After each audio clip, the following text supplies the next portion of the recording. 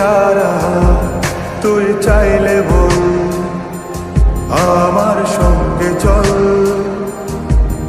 ওই উদাসপুরের বৃষ্টিতে আজ ভিজবো দুজনা।